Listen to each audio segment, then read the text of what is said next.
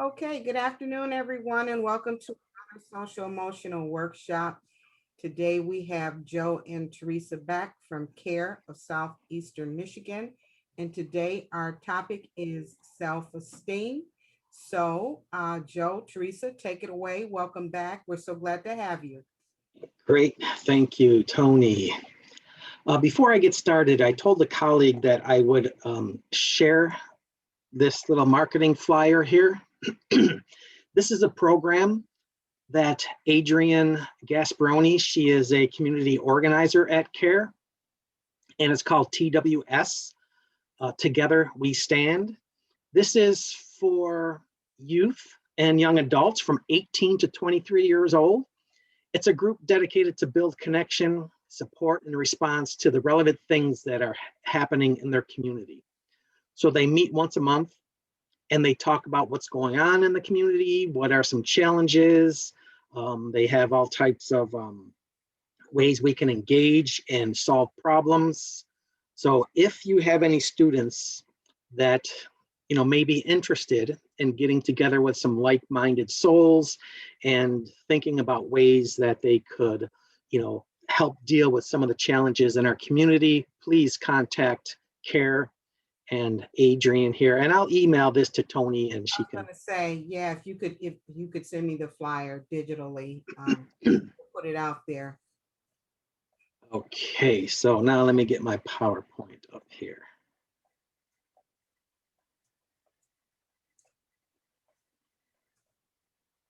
All right, today's topic, self-esteem. This is the secret to raising productive and resilient children. Self-esteem is really everything about decision-making. With self-esteem, we are going to process and face challenges, and all of our decisions are going to be filtered through how we think and feel about ourselves. So I really think this is the core to all relationships, to all cooperation, to healthy relationships. So let's get started here. I always start off with brain development, talking about the brain stem, which is the fight or flight, the limbic system, which is our emotions and our feelings, and the prefrontal cortex, which is that executive center. And I bolded and highlighted limbic system because all of our children live in their limbic system, because that prefrontal cortex isn't hardwired until they're 25. Now, I know some adults who live in their limbic system also, and they're 30, 40, 50 years old. It depends on that emotional intelligence of that adult, because if they're under the influence of drugs or alcohol, that takes them out of their prefrontal cortex and puts them in their emotional brain. Excuse me, I'm putting my microphone in just in case we can hear me better. All right, so adults, they're supposed to be in their prefrontal cortex, but it could be low emotional intelligence and they're always getting emotionally triggered, or they, drugs or alcohol bring you down, or the emotional intelligence kind of keep you in your limbic system. And I'll explain that with this next slide here. This comes from Daniel Goleman. He wrote the book Emotional Intelligence, which is really incredible. He did a second book called Social Intelligence also. But he talked about the high road and the low road. Now, the high road is everything that we take in through our eyes, all the information, all the data, goes into our brain here, it goes through the thalamus, goes all the way to the occipital lobe here, and then comes back along, and then it goes into our amygdala and hippocampus. Our amygdala and hippocampus, that's our memory. The hippocampus is the memory of events and people, and just our short-term memory to our long-term memory. The amygdala is the emotional memory. So if somebody came in my room right now, my hippocampus would recognize that person maybe as my cousin John, because that's my memory. But then my amygdala would kick in, and remind me that I don't like him very much. So right when I see that picture, that emotion is attached to it. So now the reason why the high road goes all the way to the back of our brains and comes back along, it's picking up all kinds of information.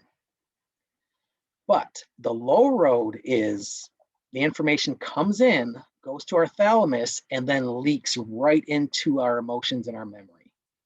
So that's called like an emotional hijacking, where we don't have the time and the pause that it takes to process all of that information, rationalize it, think about do's and don'ts and slowing down and breaks and that kind of thing.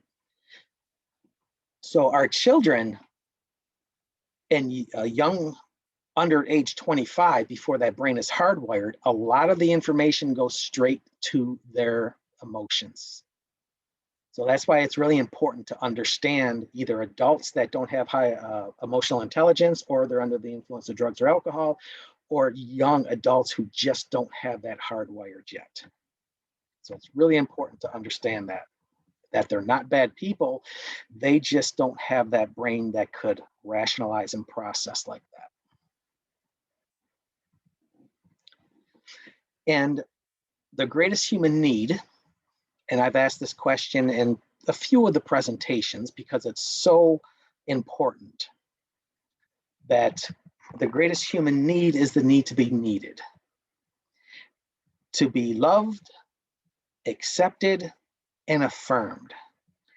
Now, when we have this love, acceptance, and affirmation, we have neurotransmitters in our brain that create feel-good endorphins.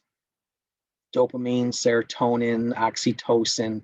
So when we have this need met, we feel good. We get those endorphins. Now, this is the child's perception or the adult's perception of if they have the greatest human need met. So you can love me with all your heart, but if I don't feel it, then I don't believe it. So when I feel it, I feel good. When I don't feel it, I feel bad, which leads to this cycle that we have. We call it the positive cycle. So child's belief, I believe I'm good, I believe I belong, I feel loved, accepted, I feel affirmed, I have a positive belief system. Now that positive belief system is going to lead to positive behaviors, because when you feel good, you behave good. Now, the response to that positive behavior is going to be more positive beliefs, because our adults or loved ones in our family and around us are going to give us positive feedback. That's going to create more positive beliefs, more positive behaviors that lead to more positive beliefs, and you have this wonderful positive cycle. But that cycle can turn to a negative cycle. That's where that child has negative beliefs. I'm no good, nobody likes me, I'm stupid, why even try, I don't belong, nobody accepts me. Now that negative feeling is going to lead to negative behavior, because I don't have those feel-good endorphins. And when I feel or think bad, I behave bad. So that in turn is going to create some negative responses from the people around us, which is going to contribute to more negative beliefs, which is going to contribute to more negative behaviors, and we're on this negative cycle. You might see it in, our children or some of the youth we work with, or in adults.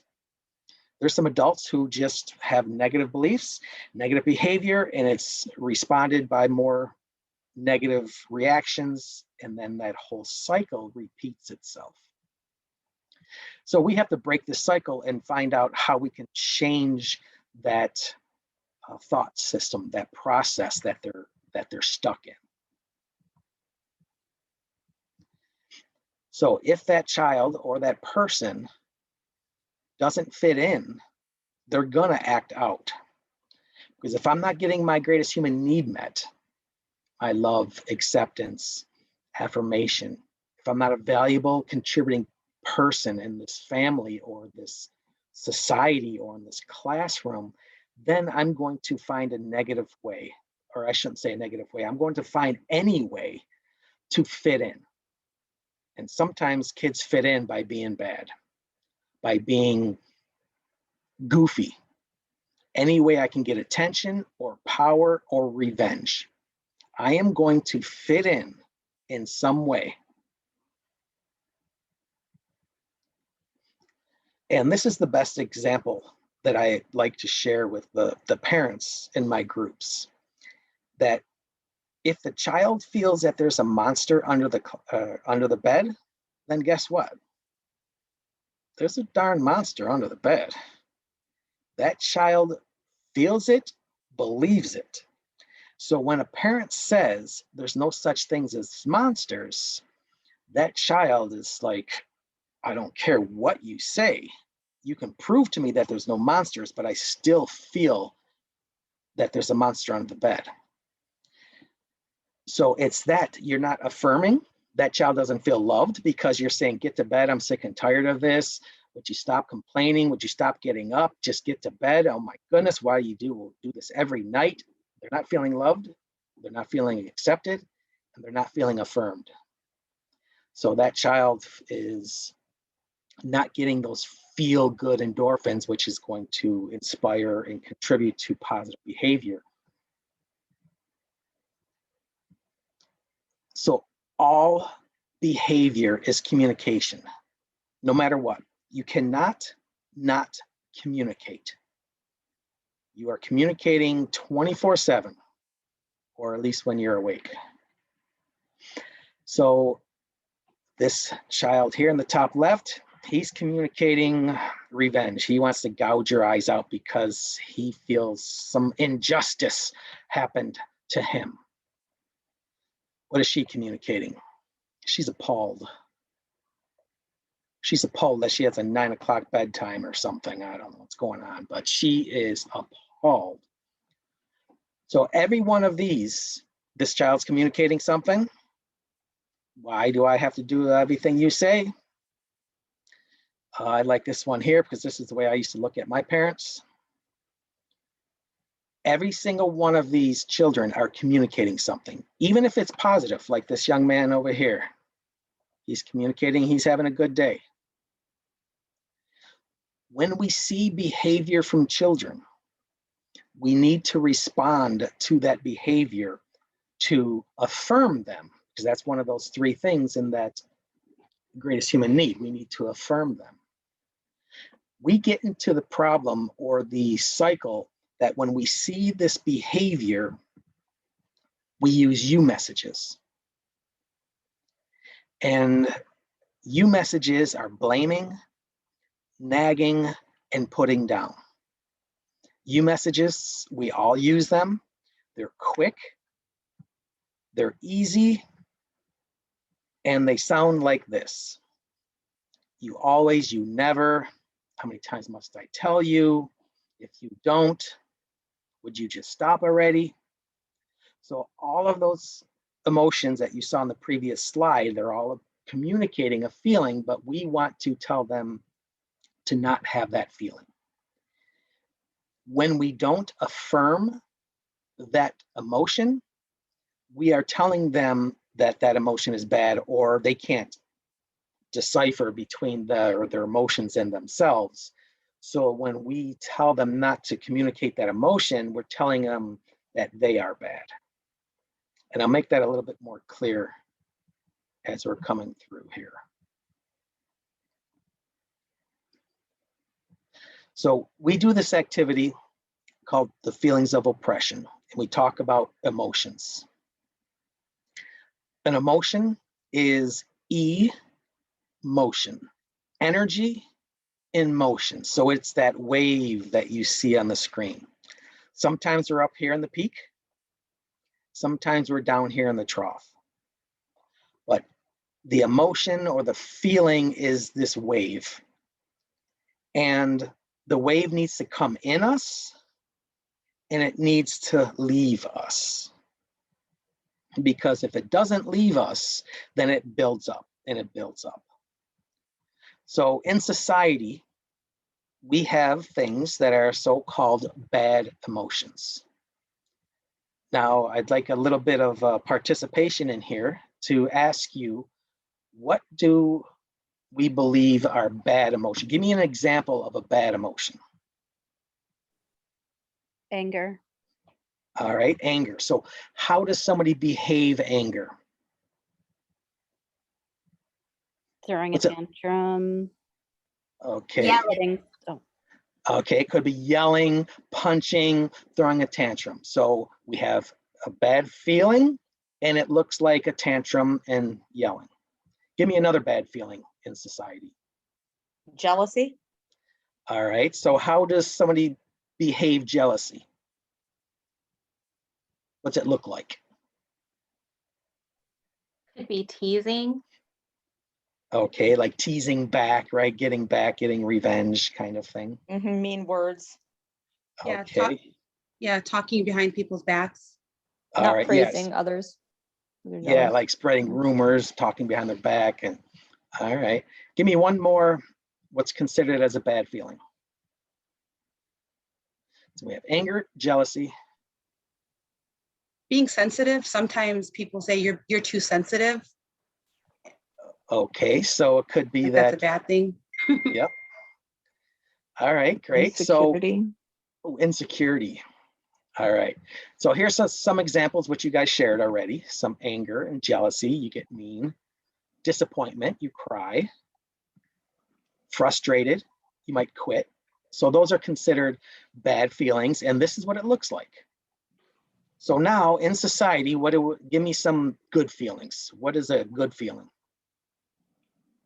Confidence. Confidence, okay. And what does that look like? How do you behave it? I would think you'd be kind to people because you're secure in who you are. So, Okay. I always say if you have filled yourself, you have something to give to others.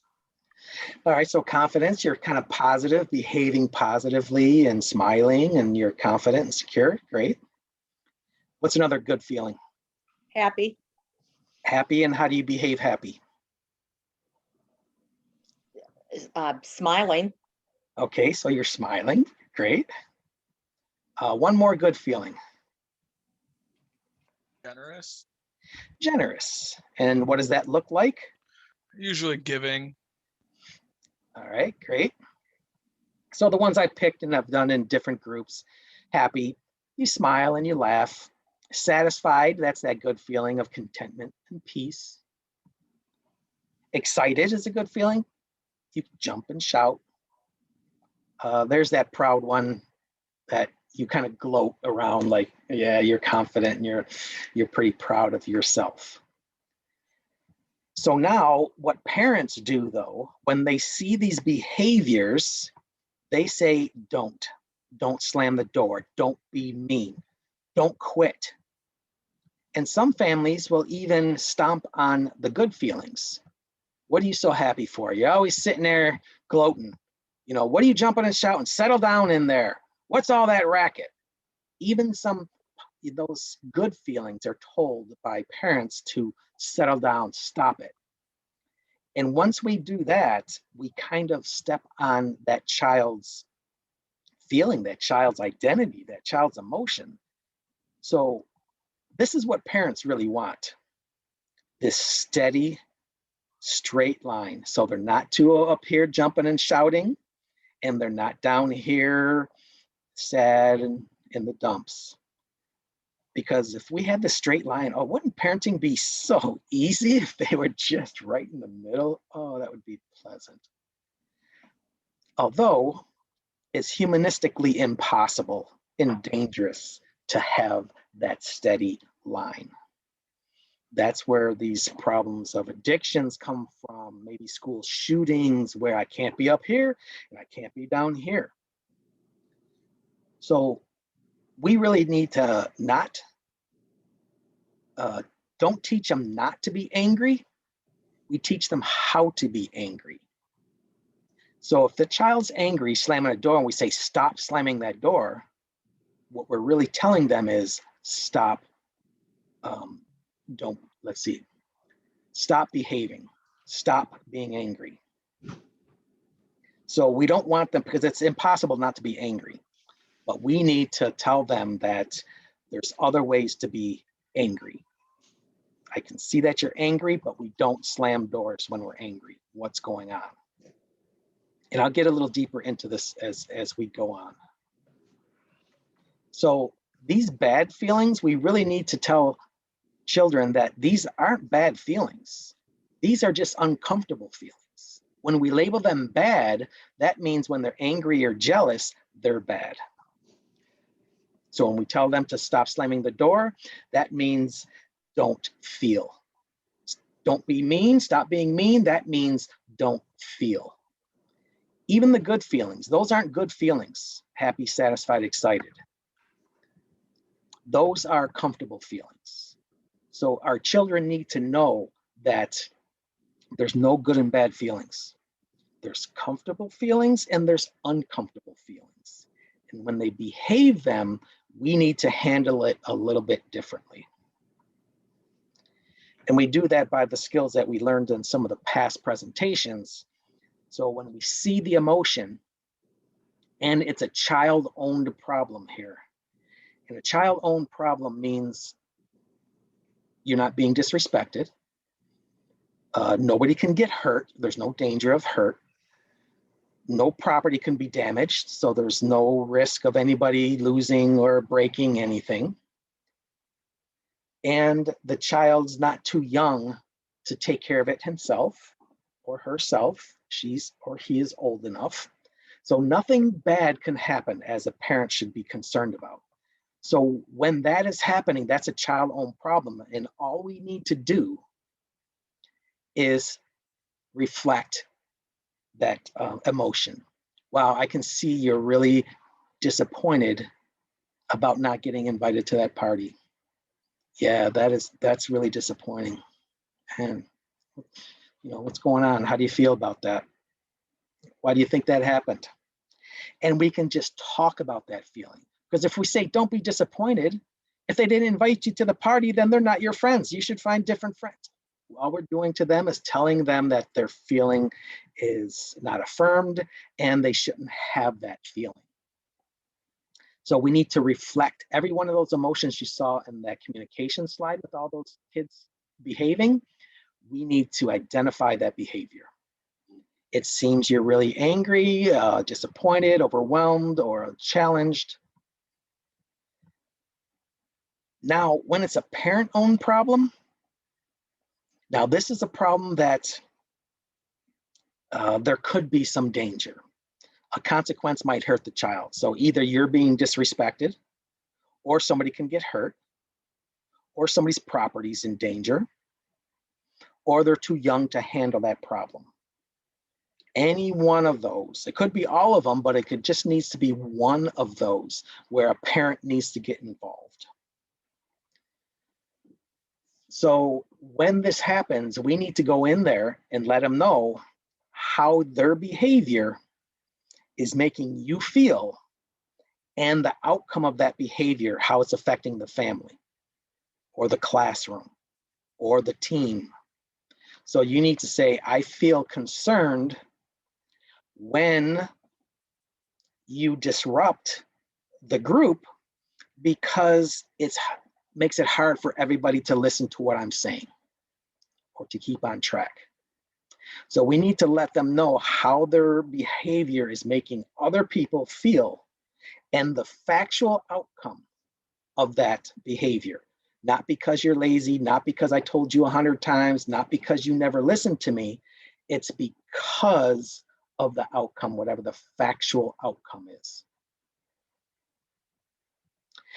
Now, these are used interchangeably, and we usually follow them up with open-ended questions. Open-ended questions will help that child be involved in their life. So you seem really sad about not getting invited to that party. What's going on? Why do you think this happened? An iMessage. I feel frustrated when you don't take the garbage out because it makes the house stink. What's going on? When are you going to do this? How are we going to solve this problem? So we identify the behavior and the feeling, whether it's a child-owned feeling where we just need to identify their feeling, reflect their feeling, and ask them, so what's up, man? What are your options? How can you fix this? Same with an iMessage. Whatever the problem is, identify it and then ask, how are you going to handle this? Where do we go from here? When we ask open-ended questions, it actually gets that child some autonomy, some involvement, and that really picks up their cooperation, it picks up their trust, and it picks up their self-esteem, because you're valuing them, you're valuing their thoughts, you're valuing their feelings, and you're going to help them manage them in a different and healthier way. All right, so that's kind of like the foundation, the psychology of helping children kind of feel good about themselves, be involved in themselves. So now I'm going to talk about the difference between praise and encouragement. All right, this is the bamboo story. Does anybody in the room know how bamboo grows? Anybody know anything about bamboo?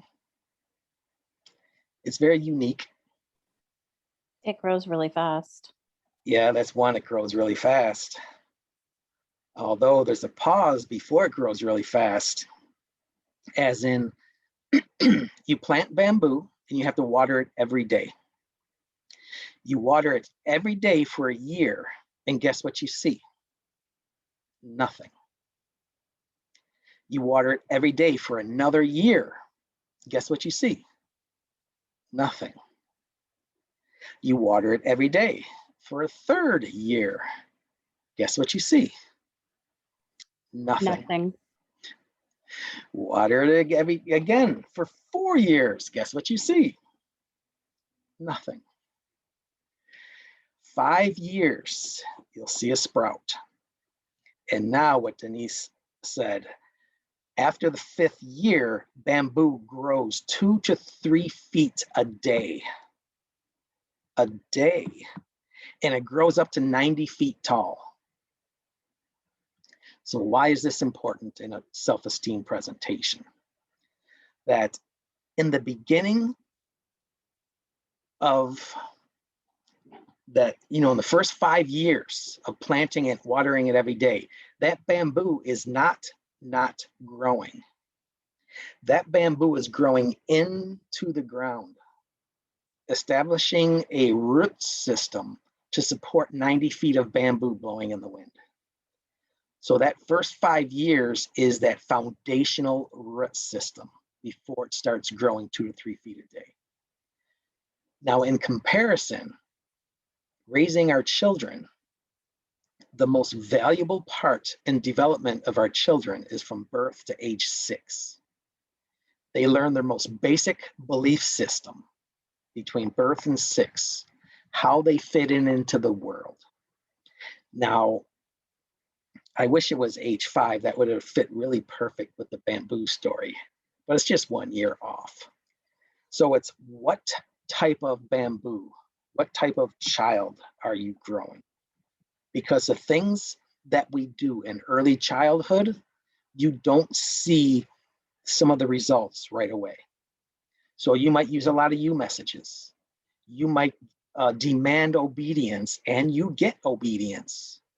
You might have 100 rules and they follow every single one of them.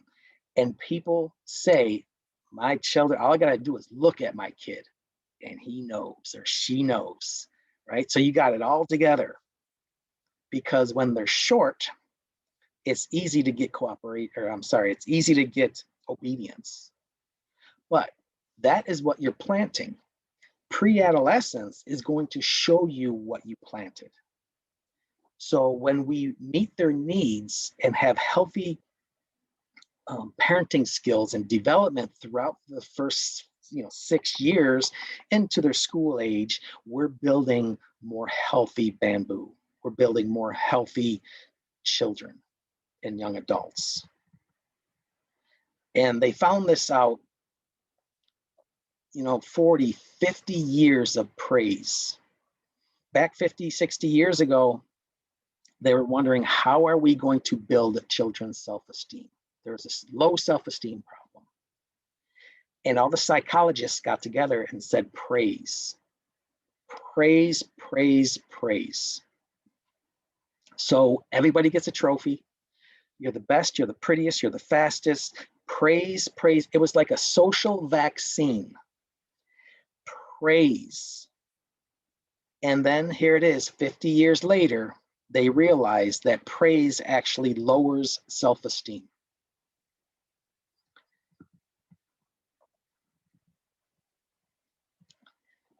Praise is a reward system. It teaches children to please others. So if I had a lot of praise when I was younger and I'm accepted, so whenever I cooperate, so-called cooperate, or really do what you're told, I'm accepted. When I don't cooperate, I'm rejected.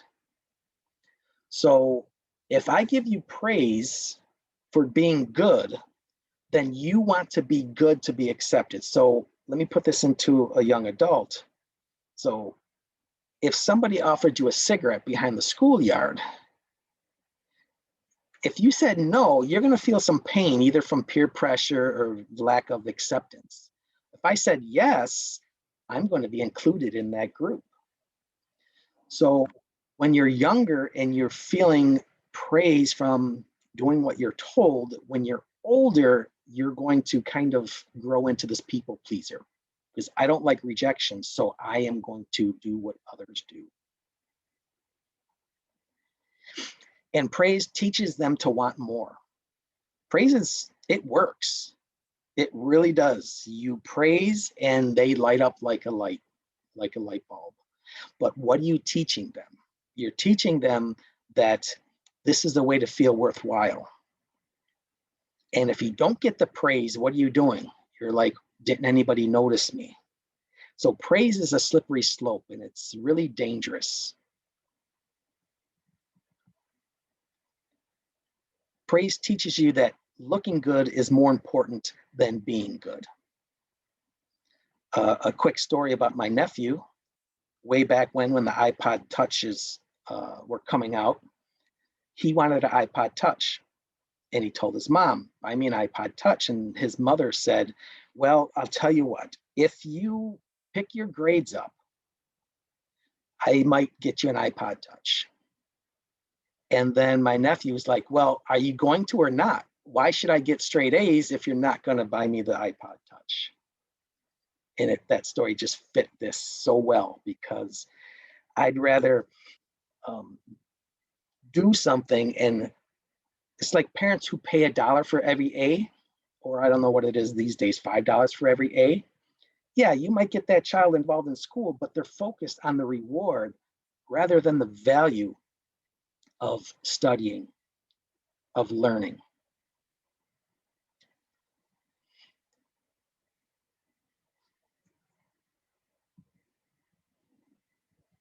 So self-esteem, we have high self-esteem and we have low self-esteem. And some of the studies show that high self-esteem, some of the outcomes of high self-esteem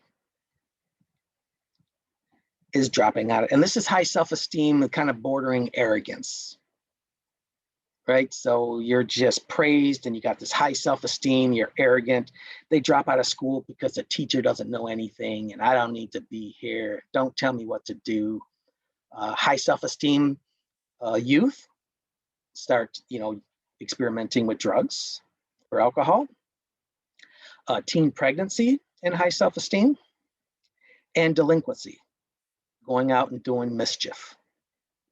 So they studied low self-esteem, and guess what they found in low self-esteem? Drop out of school, teenage drug use, teen pregnancy, and delinquency. Basically the same, but they're dropping out of school for a different reason. They're dropping out of school because who cares and nobody even knows that I'm here.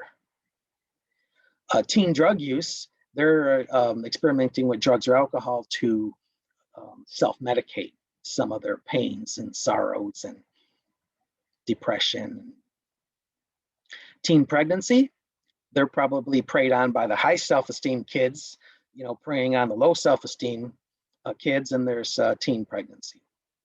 Delinquency, this is easily people pleaser. So they're just going along with the group and doing what that group is doing.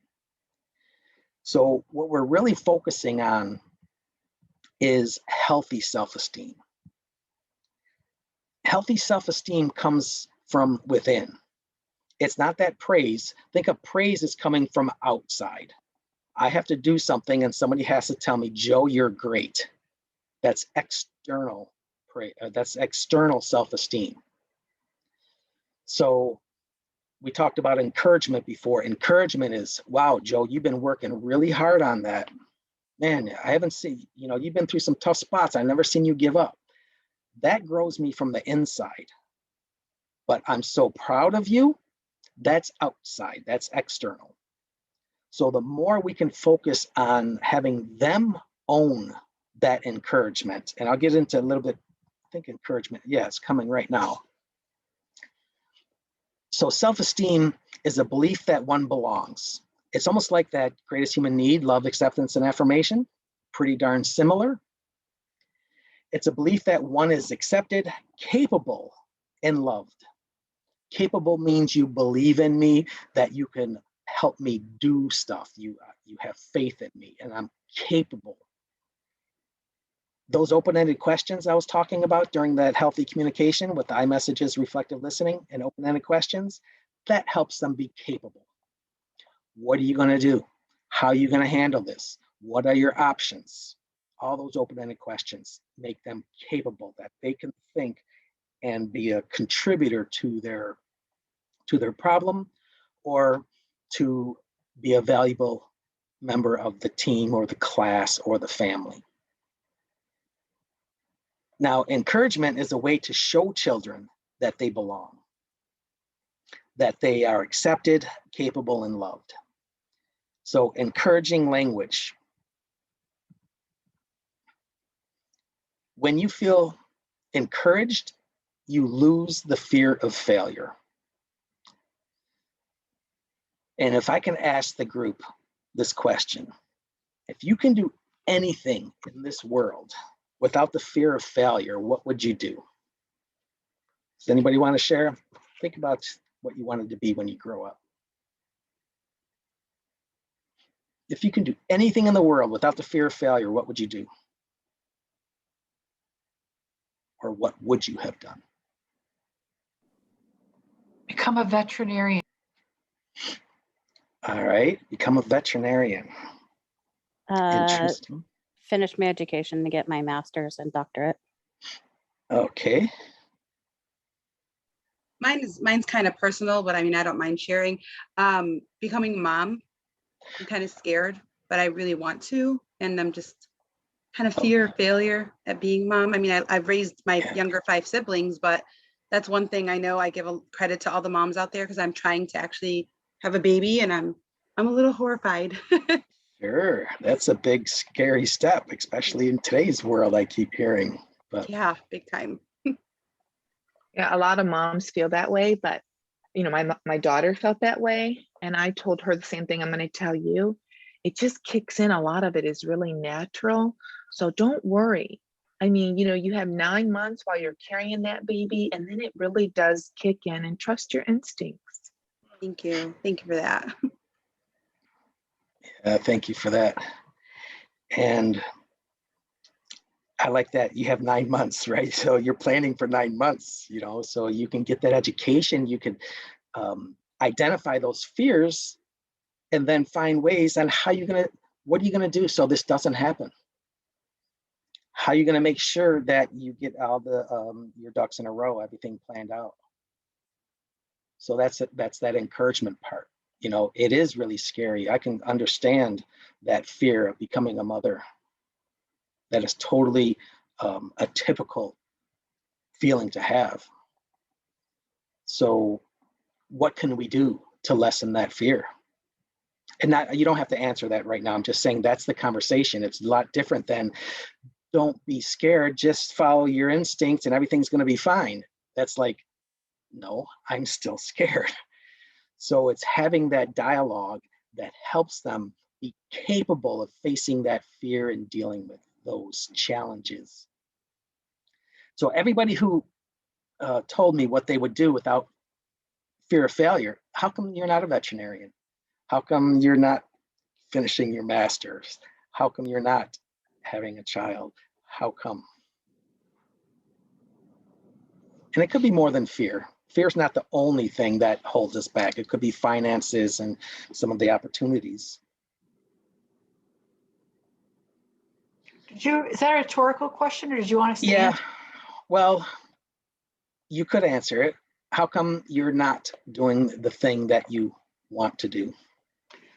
Because I didn't feel smart enough to do it. Plus, get into veterinary school after college. I was kind of led to believe that very few people do. And I probably didn't have the grades to do it.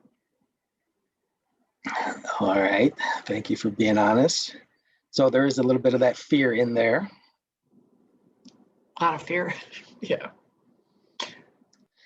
Yeah, and if it's not that, even if it is financial, I was in the restaurant business for 33 years, and somebody offered to buy me a restaurant. A distant family member, relative, wanted to buy me a restaurant and have me run it. I was darn good at my job, but I turned them down. And I made excuses that I'm turning them down because, you know what, I don't want all that responsibility. You own your own restaurant, you know, that's 24/7. Your business is your life. I don't want to be tied down like that. But to be authentic and to look at myself, I turned them down because if I failed, what would they think of me? What would I think of myself? So a lot of times we have these excuses that we can either believe or not believe, but behind it could be that fear of failure. And where did we learn the fear of failure? That's a good question. Where did we learn the fear of failure? Why did we learn it? Or how did we learn it? I think we learn it from other people's mistakes. Okay, so you saw other people fail and you're like, I don't want to do that. Yeah, kind of. Okay. You can And, also learn it from consequences of your own failures. Okay. If, Now, go if ahead. you- I'm sorry. oh, sorry. If you did something in your life and you didn't do it well, and somebody pointed out that you were a failure because of what you did. Yeah, that's a good one. Those labels. See, we are children, and you know, when we walked, we fell down 10,000 times before we learned to walk. But can you imagine yelling at that little baby trying to learn to walk? Oh my God, get up. What are you falling down for? Can't you balance yourself? You know, but we don't. We encourage them and we're like, oh my goodness, almost look at you. Oh, you took a step. You know, that's all encouraged. That's all internal encouragement. So think about when they start getting older, school age, making mistakes. Instead of handling it with this acceptance and with this unconditional love, we're going to handle it with a little bit of our expectations that didn't get met, a little reflection on ourselves as my child can't fail, and you push them a little harder. So a lot of times our response to our children's challenges are teaching them that failure is bad. Instead of saying, wow, man, that's a tough spot you got yourself into. Man, what are you going to do? What are your options? How are you going to handle this? You know, I feel concerned when you dropped out of school because, you know, you need some income to survive. What are you going to do? Instead of saying, oh my God, you dropped out this and that, and you yell and you're disappointed, and all of this stuff on how you respond is kind of making them feel like they did something wrong, that they're not loved, they're accepted.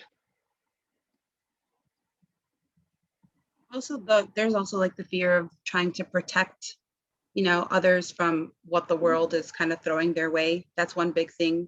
I'm very overprotective of my younger siblings, so I figure how would I protect my own child from the world if I can, you just want to protect people and protect them at all costs. And it's like, how do you do that?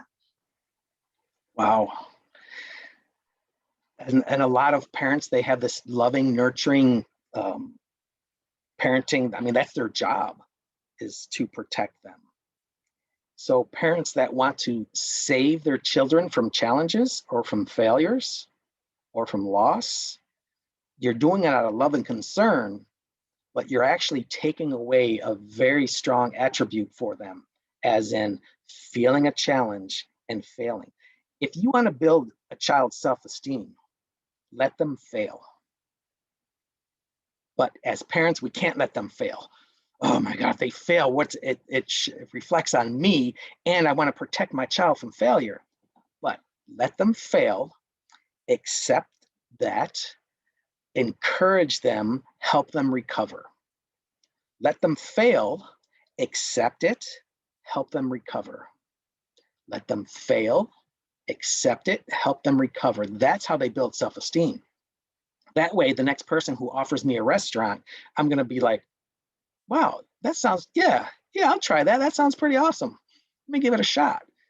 And if I failed, I'd be like, man, sorry, I learned a lot though, thank you. Instead of, no way, I can't do that. Or lying why I can't do that.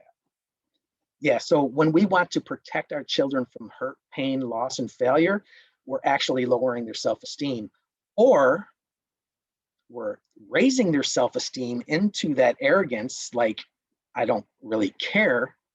So they don't care about the outcome, if that makes sense. Okay, how many people are in this room? There's 31 people in this room. You know what that means? That means that there's 31 expectations of me in this presentation. Make that 32, because I have an expectation of myself. And you know what that means? That means there's going to be 32 opinions of me when this presentation is over. And you know what that means? That means that my head is like, oh my goodness, am I going to fail? Are people going to think I don't know what I'm talking about? Are they going to like me? So all of that's going through my head. Expectations, opinions, and then I reflect on how I feel about it. So I get really nervous in public speaking. All right, so encouragement.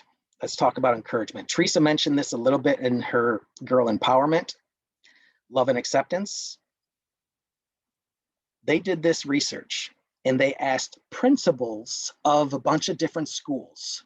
They said to the principal, hey, principal, do you respect your teachers? And the principal says, yes, I respect all my teachers. They do a great job for me. I really respect them and, really commend them for the work that they do. They're like, okay. So they asked the teachers, hey, teachers, do you think your principal respects you? And they said, no. All they care about is how they look in front of the school board. They never ask my opinion.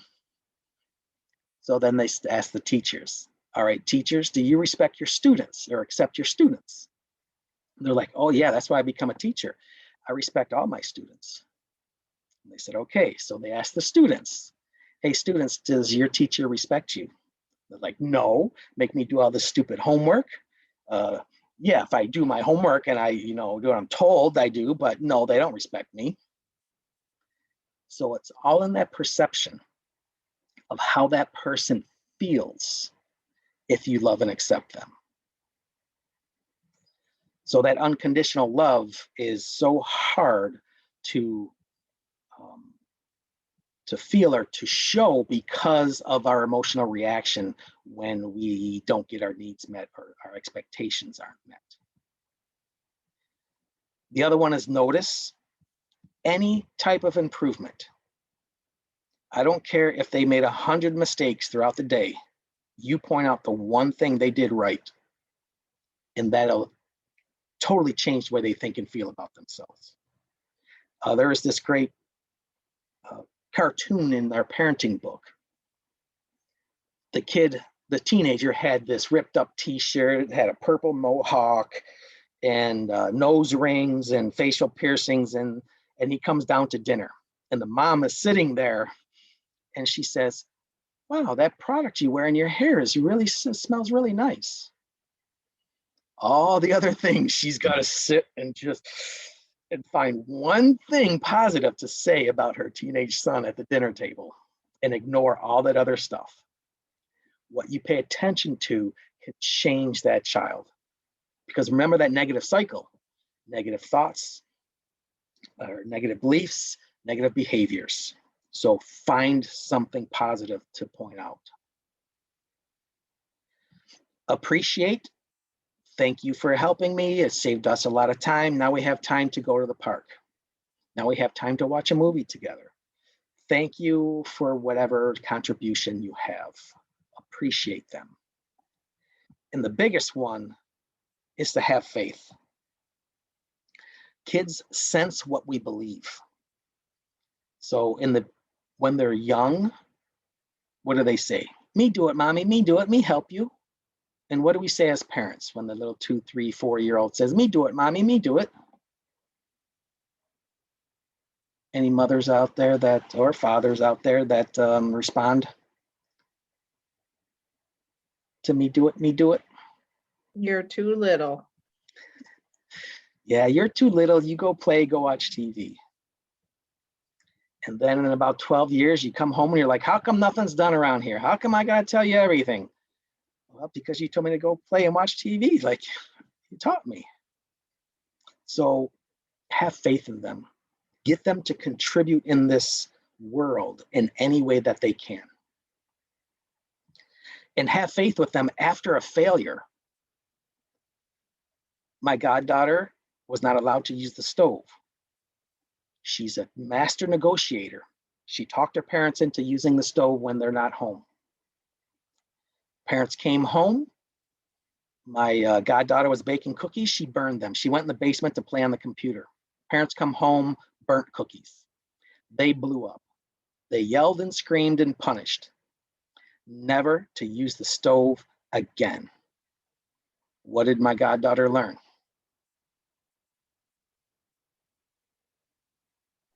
Never use the stove again.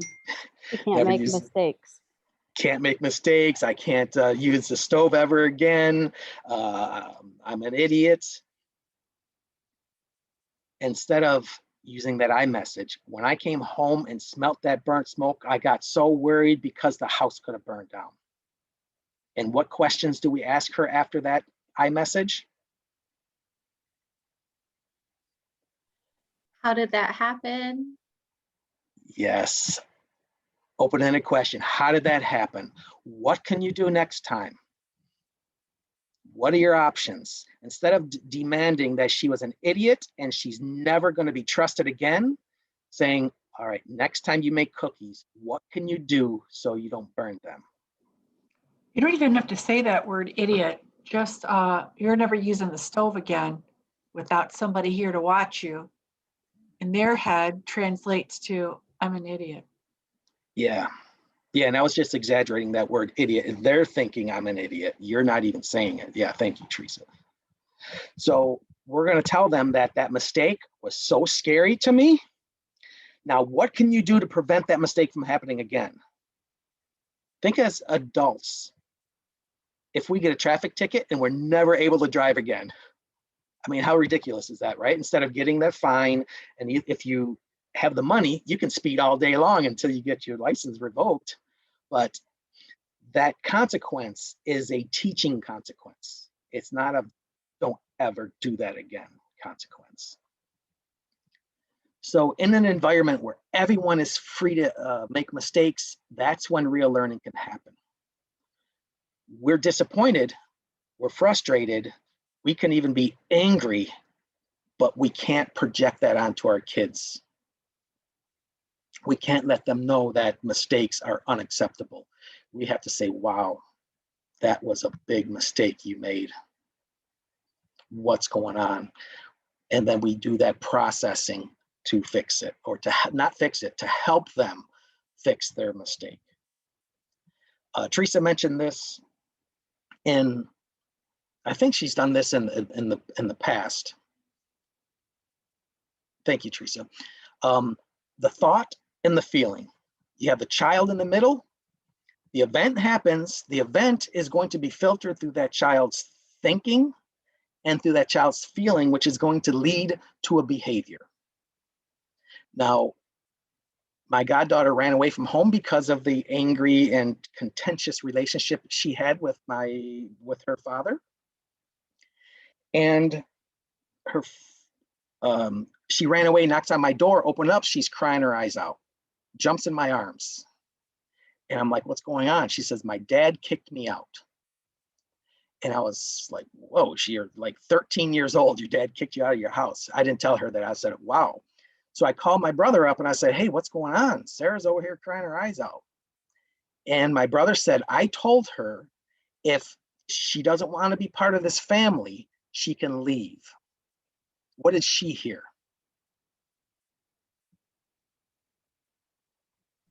She heard that it wasn't, like, it didn't matter whether she was a part of the family or not. Like, he was willing to let her go.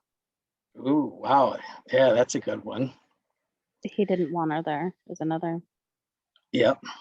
She heard, I hate you, get out. Or anyone like Denise said, or whoever the last person was sharing. She's going to filter how she thinks about herself and how she feels about herself from what's done to her. So I'm sure my brother had some oomph behind it, like, you don't want to be part of this family? You can leave. She heard, get the bleep out of my house, because of how she felt. Her level of self-worth, self-esteem is going to kind of process the way she thinks and feels. Just really quickly, this is the think, feel, and do cycle. Parent says, put the shirt on. That's the event. Nicholas says, I had enough of being bossed around, man. I ain't taking this from her anymore. That contributes to the feeling of anger. And then what does he do? He says, no, I ain't putting that shirt on. That triggers mom into thinking, how dare him challenge my authority? And what feeling does that contribute? That it's always the thought contributes to the feeling contributes to the behavior. She's like, I'm angry. And she does an angry response. And there's that think, feel, do cycle. And that cycle can either create a positive cycle or a negative cycle. Not saying that we have to let our kids off the hook and be pampering, but we have to say, use those I messages and ask them to behave in a different way. I can see you're really angry, but punching the wall is, I'm worried when you punch the wall that you can break your hand or the wall. What's going on? And we start talking about that anger. And I know I'm running out of time here with 2 minutes. We did rewards and punishments in one of the past presentations, that rewards and punishments is actually conditional love, because you catch them when they're good, you reward them, catch them when they're bad, and you punish them. When you catch them when they're good, they hear acceptance. When you catch them when they're bad, they hear rejection. So they're on a constant pendulum. I'm good, I'm bad. I'm good, I'm bad. And that puts conditions on their self-worth. I'm only good if I do what you say. I'm only good if I pass. I'm only good if I clean my room. I'm only good if. That's the whole conditional love. That's when the child says that think, feel, and do cycle starts kicking in. So be careful what works, because the long-term effects of what's working when they're younger, you have to ask, what are they learning when they're younger? What are we learning? We're getting our needs met because we can easily control them. I shouldn't say easily, but we control them. And then we think that everything is all right. But we have to ask, what are they learning?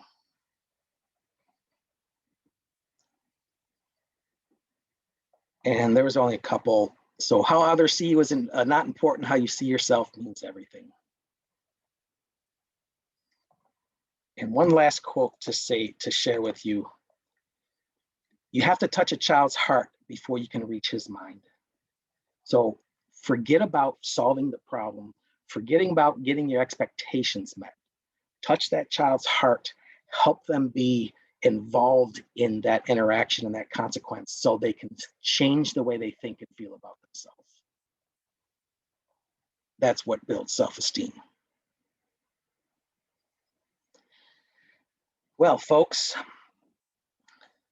we come to the end of our hour.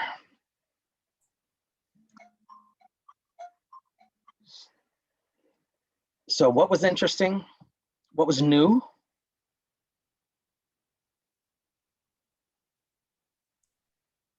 Any comments, interests? I thought it was, oh, go ahead. For me, I've had a lot of training on praise versus encouragement because a lot of my background is preschool with a high school curriculum. But I feel like this did a really good job of explaining why.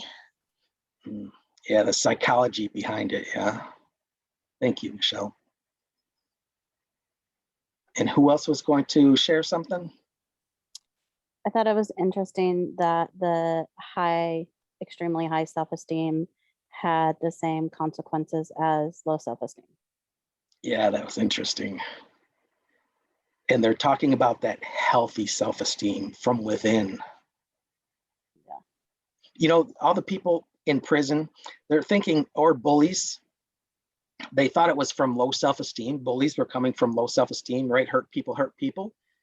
And they're finding out that high self-esteem are the bullies, as in arrogant, bully, no consequences, no boundaries. So we're thinking that that bully is a low self-esteem hurt person, but that's that high self-esteem arrogance.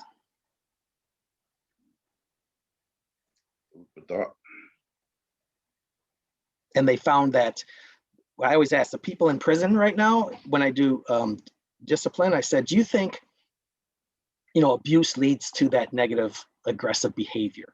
So the people in prison, do you think they're from families that they were abused or families that didn't have any consequences, that permissive family? Could be both. Yeah, it could be both. And I don't have the exact data on this. And a lot of people say it's from the parents that didn't have consequences, the permissive parent.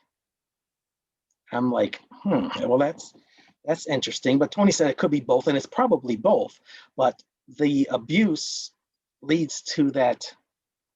Oh, the point I was trying to make, that not really on spanking or not spanking. The point is that a lot of people in prison have really high self-esteem, as that arrogance, as that I'll do what I want when I want. Don't tell me what to do. Rebellious, whether that comes from permissive parenting or that dictator parenting. I think what it also says is that it's a lot more complicated than any kind of dichotomy, reward versus punishment, good versus bad. Somebody told me something a long time ago about it's more about the way you make people feel. And I think you were kind of touching on that, because, we all like a little bit of reward. I think punishment is sort of instinctual, but, that can't be all you do. Punishment is a teaching function, I think, in terms of boundaries and stuff like that. I don't know if necessarily, well, to a certain degree, it's just all about extent to me, expressing in addition to those things, that, it's really about this feeling that I have for you and my concern, and feeding in the right ratios, which is not an easy thing, because we're a victim of our own instincts and reflexes, to a certain degree. Sure. One thing, let me see, I just lost my train of thought here.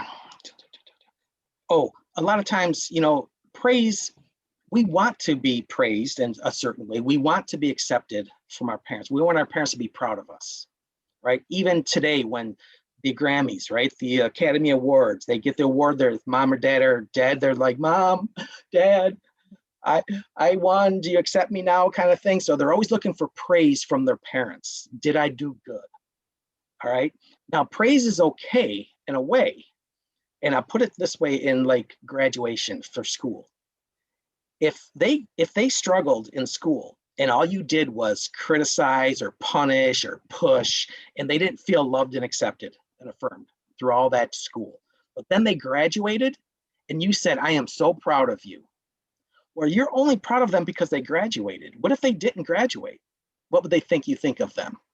You'd still be punishing and pushing and degrading. But now, if we encourage them through the whole struggle, they failed, we help them, we say, wow, you know, that's, I can see you're overwhelmed, this is a challenge, what are we gonna do? How are you gonna pick your grades up?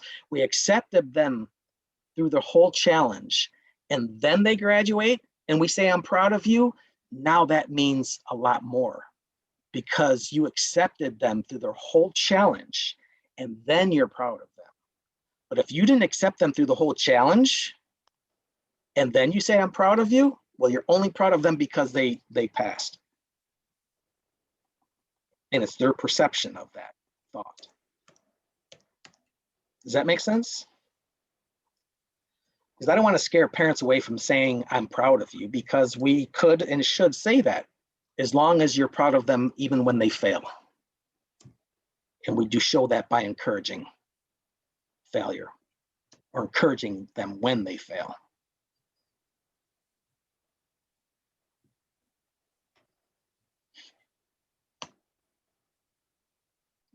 All right, folks. If you don't have any more questions or comments, we're going to wrap this up. Thank you all for joining. Teresa, Joe, pleasure as always. Awesome information.